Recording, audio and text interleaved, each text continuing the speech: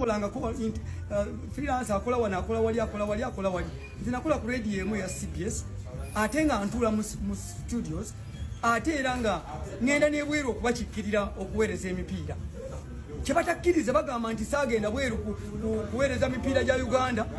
mbu nali kubanga nali simanyi Luzungu neneebuuza nze nali nkola ku BBC oba radio ya CBS gye nali mpeerezako ya Luganda yabaffe waliwo omuntu yenna yali aweereza omupiira ku radio ya CBS naweereza mu Luzungu nze bwe mbadde mmanyi nti naweerezanga mu Luganda bw'ogamba nti saagenda bweru kuweereza mupiira nga nguweereza ku radio ya CBS kuba nali simanyi Luzungu. Mukama Katonda wange omulungi nsaba onteekerebwa amaanyi enkyanja kudda mbabuulire nzije n'obukakafu bwonna mubalage buli kibu kye nateekayo. Nze Yusufu Balino of Uganda. Ekindi esse kati ku mukutu guno olunaku olw'enkya ngenda kuvaayo nambulule butereevu ensonga ya CBS gyatadde ku Facebook page yange olunaku olwajjo gye mulabye obulungi olwaleero nga egamba nti omulamuzi yasaze omusango yagobye omusango gwe nawaabira CBS olw'obutansasula ebbanga eddene emyaka egyo 19 gyali gikunuukiriza myaka 2 naye ne bangoba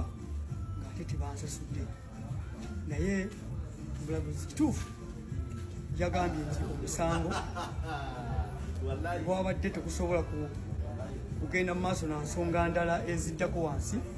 oba basoose kunoonya nali mukozi oba saali mukozi era bagamba nti saali mukozi wa CBS naye ng'ate nze nkakasa nti nali mukozi ku bujulizi bwe nateekayo bwonna bunkakasa nti nali mukozi omujjuvu alina ne kaadi eraga n'omulimu gwange gwenkola nti ndi sports reporter naye bantuumye kyessaali nti nali freelancer nti nali intani nze sikolangako intani nti najja ne Lumansi nze sijjangako ne Lumansi ku CBS najja 2 Lumansi yajja 2 ne bagamba nti najja n'Enduga 2 nze najja 2 Nduga yajja 2 ne bagamba nti najja Maka Makumbi was hired from another radio station called Sapiens to CBS. So ekyo sikikirizaamu olw'ensonga nti obukakafu bwe nnina nze sikolangako freelance akola wana akola wali nze nakola ku radio emu ya CBS ate nga ntula mu studios ate era nga ngenda nebweru okubakikirira okuweereza emipiira kyebatakkiriza bagamba nti saagenda bweru kuweereza mipiira gya Uganda mbu nali kubanga nali simanyi Luzungu neneebuuza nze nali nkola ku BBC oba radio ya CBS gye nali mpeerezako ya Luganda yabaffe waliwo omuntu yenna yali aweereza omupiira ku radio ya CBS naweereza mu Luzungu nze bwe mbadde mmanyi nti naweerezanga mu Luganda bw'ogamba nti saagenda bweru kuweereza mupiira nga nguweereza ku radio ya CBS kuba nali simanyi Luzungu. Mukama Katonda wange omulungi nsaba onteekerebwa amaanyi enkyanja kudda mbabuulire nzije n'obukakafu bwonna mubalage buli kibu kye nateekayo mubeere nga mumanya nti ddala ensi akusinza akubya bw'okutte naye nze nali mukozi wa CBS omujjuvu eyabakikirira bweru w'eggwanga ne wano mu ggwanga nenkola emirimu gyonna emirimu gye nakolanga buli lunaku Monday to Friday omwaka ne gugwako omulala ne gugwako naye bye bagamba byonna bikyamu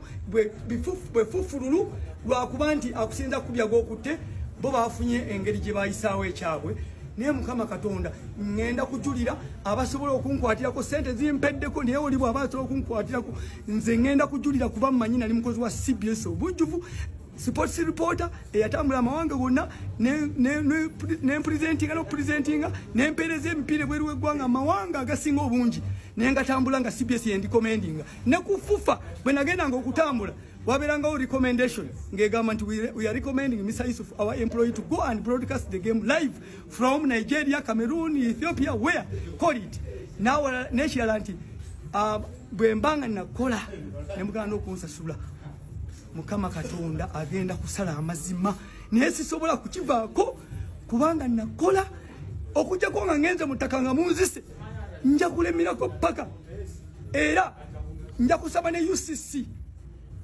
tujja kusaba ne UCC kubanga manyi aba UCC bebafuga amayengo ga radio stations zonna nzina okuva natandika okuweereza UCC ebadde ekola era nkimanyi UCC erina obukakafu nti Yusufu bali luno abadde muweereza wa mpira ebweru abadde muweereza wa mpira mu ggwanga ate abadde muweereza wa CBS abadde muweereza wa CBS wa buli lunaku mwaka ne kugwako mwana ne kukwata akalipakano k'ebidukanga nkera kumacha ne bagamba sebo nti nalimba mbo nali nkola akalipakano k'ebiduka ne nimba abantu ne bakanzijako ne nimbira ku radio yamwe emyaka 19 nga mukkiriza ekitegeeza muli balimba kubanga nalimbira ku radio yamwe mugamba nti nali mwanzijako akalipakano k'ebiduka kuba nali nimba emyaka 19 Mukama Katonda agenda kubabonereza ku lwange zina bagamba